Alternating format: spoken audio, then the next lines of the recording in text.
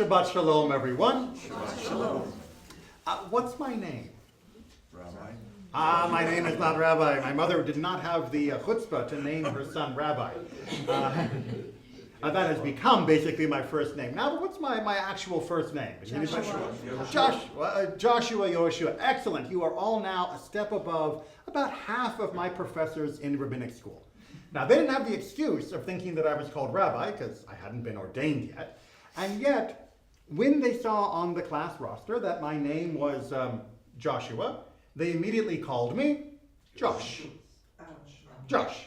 Right? For those of you that might be named David, and people immediately jump to Dave. If your name is Robert, they will immediately jump to Bob. If your name is William, you become Bill or maybe Will. There are certain names that get cut and nicknamed almost instantly, whether the person wants them to or not. I will say that to this day, when I introduce myself to someone as Joshua, I would say it's about a coin flip that when they say, "Oh, nice to meet you, Josh," that they respond immediately with a different word than the one I just gave them. It is just a little bit infuriating. Now, there was a extra reason why this was problematic in rabbinic school, was because in my class, there were 3 of us who were given the name Joshua at birth by our families. Apparently, every family thought it was a good idea to name their kid Josh and then send them off to rabbinic school in the exact same year. Rabbi, that's like 3 out of 7, right?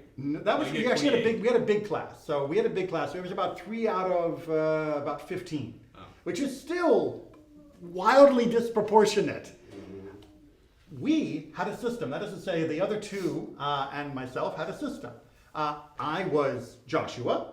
Another one was named Yoshi, which is the diminutive form of Yehoshua, as used in Hebrew, and that was what he wanted to be called. And the third was Josh or Svi.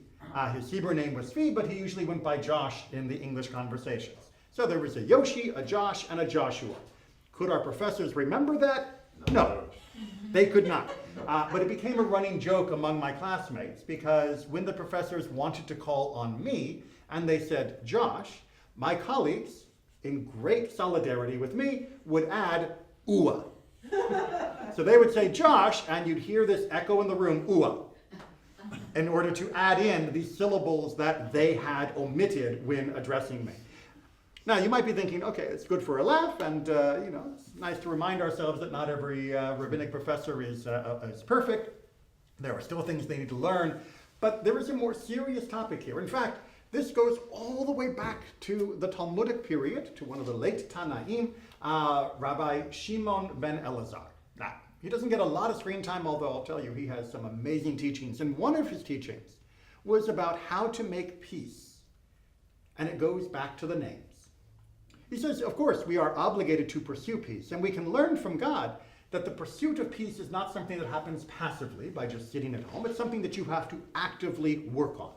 And he says, I can show you an example of how God has worked to create the foundations of peace by looking at the names of angels. Because when God named the angels, he didn't name, says Rabbi Shimon ben Elazar, he didn't name 10 of them Gabriel and 10 of them Michael and give bunches of names, because had he done so, when he called for Gabriel, a whole group would have shown up, not knowing which one of them he meant. And then there would have been jealousy and there would have been fighting. Instead, each angel has its own precise name. But not so, says the rabbi, when it comes to humans. In humans, we name kids Reuben, Levi, Shimon by the dozens. And to the point that you can't always tell who is being addressed when someone uses one of these names. That it becomes a confusing mess, and, well, there can be some difficulties, like I showed you from my own classroom setting in rabbinic school, when people use the wrong name for the wrong person or have 3 of the same names and don't know how to differentiate very clearly. Now, why is this important? Well, as you saw in the hint of this, in his estimation, by having a unique name for each and every angel, for each and every force at God's disposal, it allows God to precisely address each one of them as they should be addressed, without any confusion, without any blurring of identity between this one and that one. Each was special, each was unique. But there is a tendency among humans to try and establish our uniqueness, to try and establish our own specialness, because we don't get it through our name, and we don't get it through the recognition of others of our own unique character, to do so by stepping over the top of other people, by clamoring for power, for status, for some other form of recognition, because I'm not getting it any other way. And what he is trying to say is that by allowing each angel to have its own name, we begin to recognize the underlying pattern to create peace. By being able to address each hopeful person in their own unique character. And no, we don't need to rename ourselves, but certainly to call them what they wish to be called, we are taking the first step towards recognizing that fundamental foundation of peace. That I am acknowledging you as different than you, as different than you. And each one of you is special just for being yourself. Each one of you is amazing just for being yourself.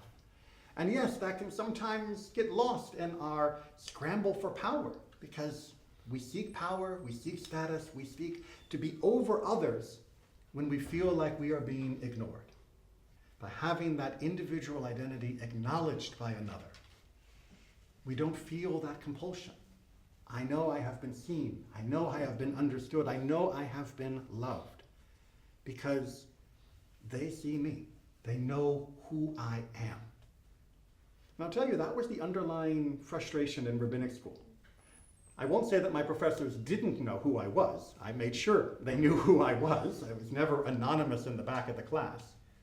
But the ones who saw me as me, I had a much better relationship with them. The one who remembered week after week to call me Joshua, I had a very different relationship with them. I had nothing to prove to them. I had no incentive to try and stand out further. They got me, I got them, we were good. And the ones who continued week after week, semester after semester, for a few of them to only call me Josh meant that they were not truly paying attention to me. That yes, they were giving me the education and they were still teaching me in their own way, but they were teaching me as part of a group of a dozen, a score of us. Like the 10 Reubens or 10 Shimons, we were interchangeable in their mind to a certain degree. And that is very dehumanizing. If we want to truly create peace, what Rabbi Shimon ben Elazar is trying to tell us is that we have to start by giving worth and giving acknowledgement to each individual, not as part of a statistic, not as part of some collective group, not as part of some demographic or some broader identity, but as you, just you. You I see and recognize, you I cherish, and you I respect. When we do that, then much of the fighting that goes into destroying the peace that we seek begins to seem unnecessary. Why should I fight for power, for status? Why should I fight for dominance? Why should I fight for more when I've already got the most important thing that a person can possibly have? Someone who sees and wants to be with me. So, be careful with names, yes, but also recognize that the name is that portal into that person.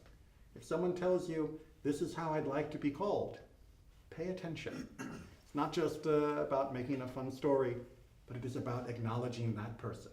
It is one of the most precious things you can do. And it is that first step towards truly creating peace, not just between you and them, but among all of us. Shabbat Shalom.